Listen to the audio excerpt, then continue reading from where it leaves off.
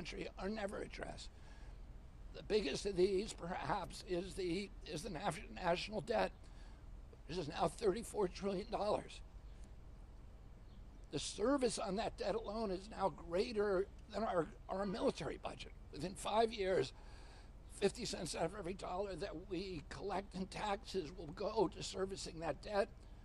Within 10 years, 100%. This is not sustainable.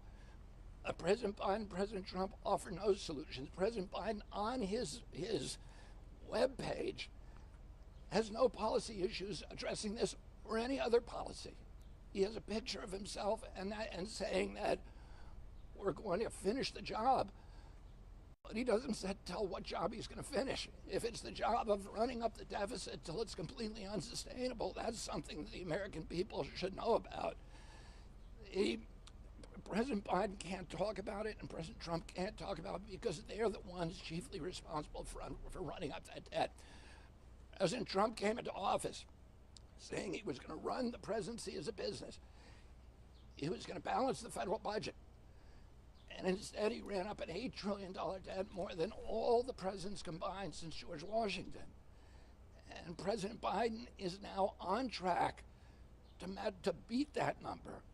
So neither of them are even going to talk about this most existential issue. Another existential issue is our addiction to foreign wars. Both men have said that they're against war, and both men are feeding the war machine. The Ukraine war is a war that should have never been fought. It should have been settled. President Putin has offered twice to settle that war on terms that were enormously beneficial to the Ukrainian people and to the American people and to our security in Europe. And yet, President Putin initialed an agreement. President Zelensky initialed that same agreement in April of 2022. And President Biden sent Boris Johnson over to force Zelensky to tear up that agreement. And since then, it's probable that over 500,000 Ukrainian kids have died unnecessarily in a war that is enriching BlackRock because they own all of the military contractors that are supplying that war. And BlackRock not only has the contract to destroy Ukraine, but it also now has the contract which President Biden gave them to rebuild Ukraine. Neither of these presidents is going to deal with the chronic disease epidemic. When my uncle was president, 6% of Americans had chronic disease. Today, 60% do. Diabetes alone, when I was a kid, the typical pediatrician would see one case of diabetes in his career, or a 40 or 50-year career. Today, 1 out of every 3 children who walk through his office door is diabetic or pre-diabetic. And nobody's talking about why this is happening. The cost of dealing with mitochondrial disorders in our children, dysfunction, which is diabetes, is now greater than our military budget. The biggest cost to our nation is the cost of treating chronic disease, $4.3 trillion annually. It's 5 times the price of our military budget. And nobody's talking about why did autism go from 1 in 10,000 in my generation and 70-year-old men today, right now, and yet my children's generation is 1 in every 34 kids, 1 in every 22 boys. Shouldn't we be looking into this? Shouldn't we be doing the science to figure out what's causing it? We know that it's an environmental exposure or an accumulation of environmental exposures. Genes don't cause epidemics. There has to be an environmental toxin. And all the corrupt merger of state and corporate power has been overseen by both political parties. It's something neither of them, the capture of our agencies by the industries that they're supposed to regulate. Our regulatory agencies have been turned into sock puppets of the industries they're supposed to protect us against. And all of these are issues that are critical to the American people. And finally, the most existential issue of all, the toxic division that is destroying our country. And President Biden's, the attempted assassination of President Trump this week is a symptom of that toxicity. We're now more polarized in this country than at any time since the American Civil War. And nobody can see an ending to this. If President Biden gets elected, it's going to become more toxic. If President Trump gets elected, it's going to become more polarized. And neither of these men, both of them say, both of them recognize this is existential. But both of them, neither of them can do anything about it. Why? Because they feed on it. They feed it. They fuel it. And they are the products of that division.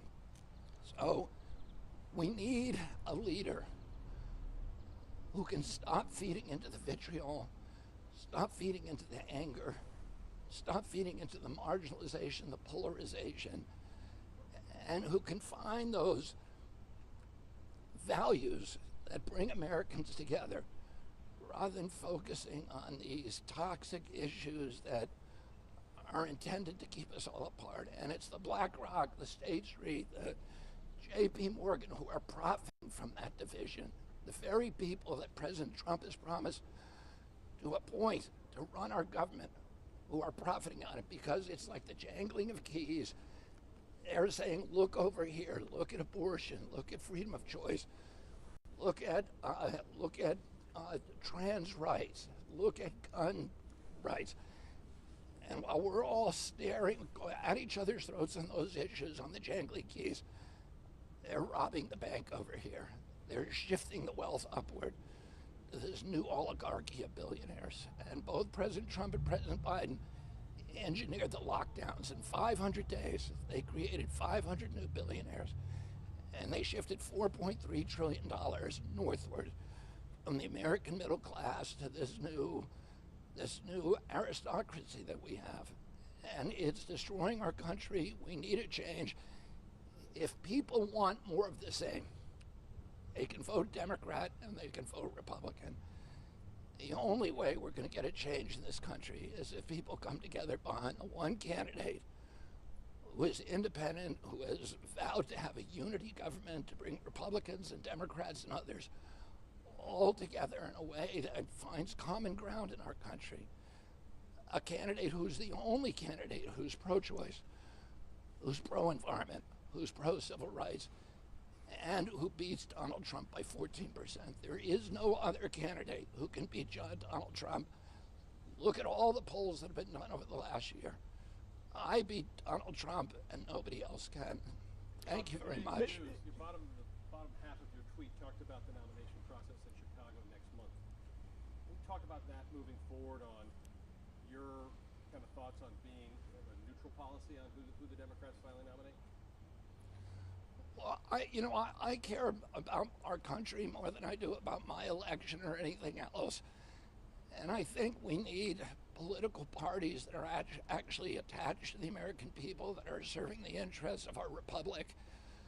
And if the Democrats do what I suspect they're going to do, which is to anoint Kamala Harris, a vice president who is monumentally unpopular within her own party, but they're doing it because it's the easiest way to hold on to the money, and she's the choice of the Democratic elites. And I think if they don't open up the process, that it really is going to discredit this political party, the party I grew up with, and I was proud to be a member of for all of my life, for 70 years. I think it's going to break the back of that party if they once again use political power to create the illusion of a democracy. But in fact,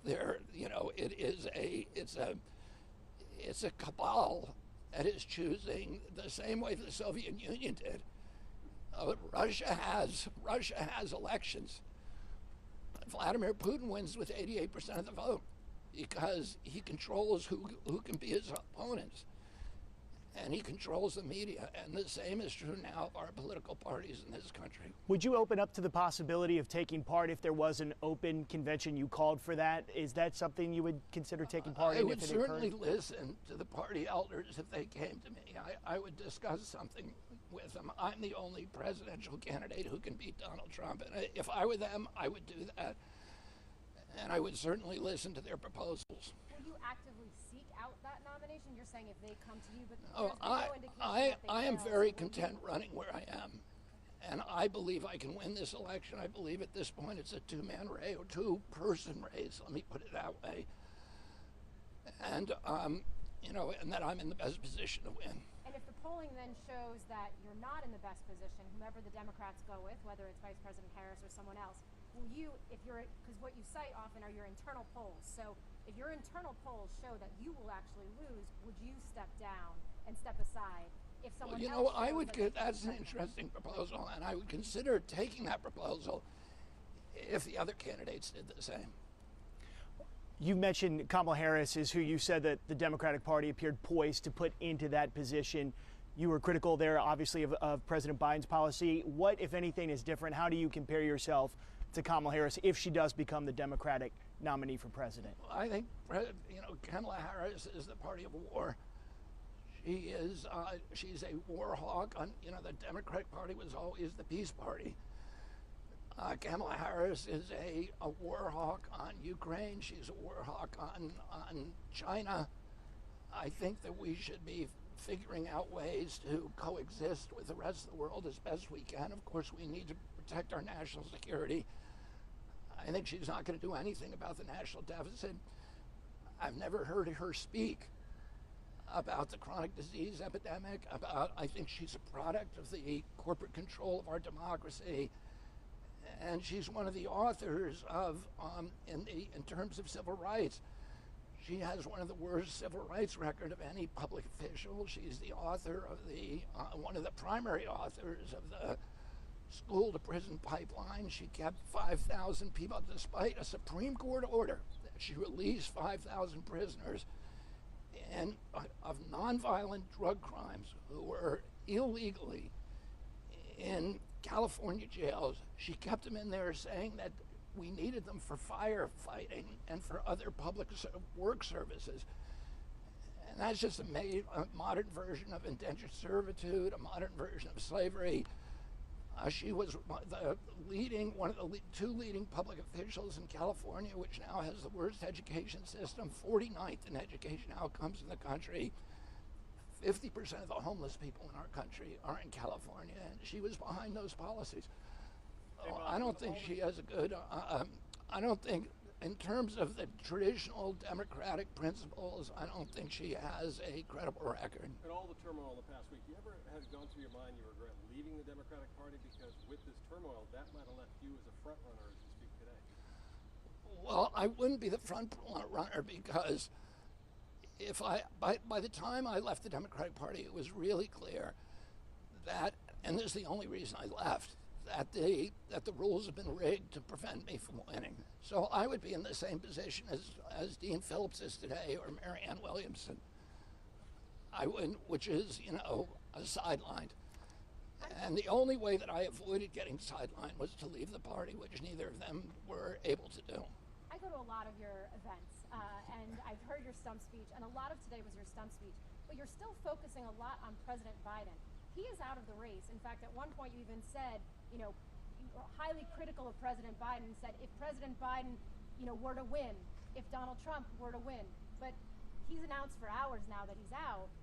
Were you just confused, or have you moved on from it? It stood out. I was making a point about there being very, very little difference between the two parties, and the current iteration of President Biden's policies is Kamala Harris, who has never voiced any differentiation, any distinction between herself and President Biden. I'm not going to, I just made some criticisms of her own policies, but I don't know what her national policy, there literally is no policy on their website. So we don't know what she stands for. My assumption is, according to her, that she stands for all the things that President Biden stood for. Bob, there's no difference. Does this affect your campaign moving forward? Well, I think everything affects my campaign. I can't tell you how, and I try not to make predictions because I try not to do spin. And I think, as any of you can see, that we're living in a very, very dynamic situation now. It's unprecedented in American history. In fact, the closest thing to this, You know, when I look back on American history as the 1968 primaries where my father participated and was killed. And ironically, these, you know, the convention, the Democratic convention this year is being held once again in Chicago. And in 1968, the Democratic Party tried to fix that convention with Mayor Daley basically anointing Hubert Humphrey, who was the DNC's choice, and there was chaos that erupted, and it destroyed the Democratic Party for a decade. So I think we have a lot to learn from that history. As I think Mark Twain said, that, you know, history doesn't repeat itself when it rhymes, and it's really rhyming right now. Mr. Kennedy, you said you are the candidate to beat Donald Trump. You mentioned that multiple times, yet, you know, I think to the debate in June, you failed to qualify for that. What is it that you see that makes you confident that you can not only beat Donald Trump, but also whoever the candidate will be in the Democratic Party? I would point out to you that I qualified for the debate better than any other candidate. Clearly, we all see today that President Biden is not going to be on any ballot. Mm-hmm. I was on the ballot, and I have enough signatures to be on the ballot today in 29 states. I exceeded the polling thresholds that CNN established. I had 6 polls where I was from their named polling groups, mm-hmm. where I was over 15%, and they arbitrarily excluded them. So I believe that I will continue to qualify for the next debate, and hopefully they'll put me on the stage this time. If you don't make the debate the next time, will you take that as a sign to step No, aside? I'm not going to. That would be the opposite of a sign. That would be the networks colluding with the parties to keep me off the stage, which they did the last time. So I'm not going to cave into that just because, you know, your networks are saying are fencing me out, which they are. You will not see me on ABC, CBS, NBC, or CNN doing a live interview. They won't let me on. They're colluding with the Democratic Party to keep me out of the limelight. If you remember when Ross Perot ran, he was on CNN every night. That's why he got so popular. I have greater popularity than Ross Perot without ever getting on the network. Only one time have I been allowed on the network in a live interview, and that's with Aaron Burnett, and they never did it again. And we asked them, Stephanie Spears right here, my press secretary, who's on the phone every day with the bookers from every one of those, and they just say, no, we're not going to let him on. So there's a monolithic wall.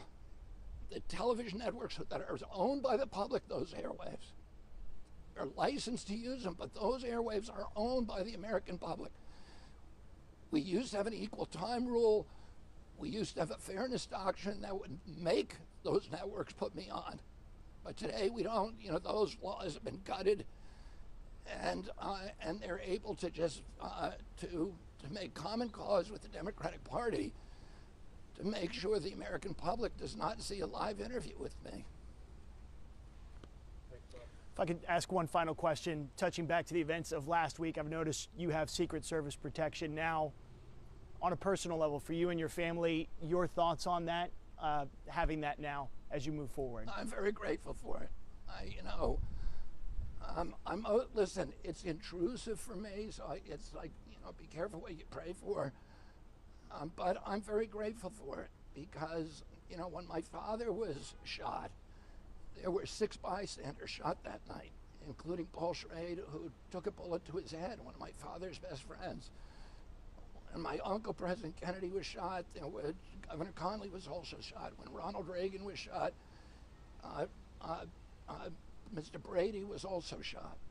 So in almost all of these attempts at assassination, and when, you know, President Trump was shot last week, there was also a bystander who we all pray for who was killed, and 2 others grievously wounded. So it's very important to me to have the Secret Service here, not so much for my own protection, but to protect people, to dissuade people who might want to attack me, and who might hurt or even kill a bystander. Any final comment, Mr. Kennedy? No, I'm good. Thank you all very much for coming out here on a Sunday.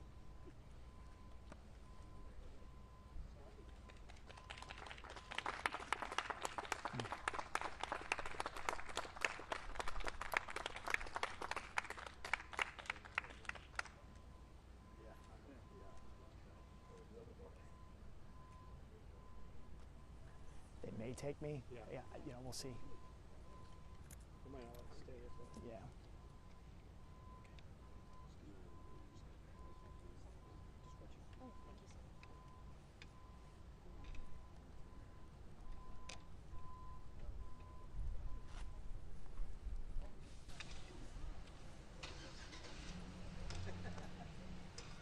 Muscles. Yeah.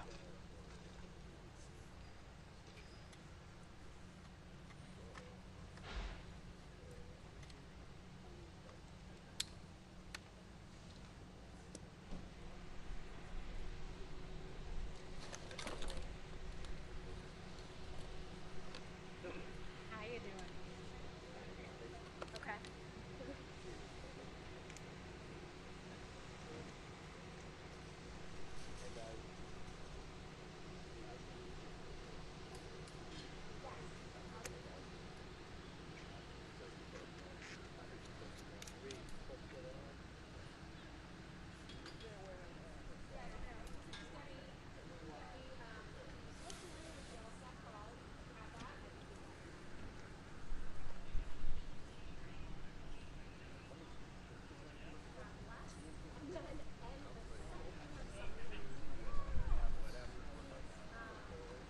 They might not let us stay here. See, they might not let us stay here. I know. I don't know if we can stay on the street. Private street. They're in a break rank.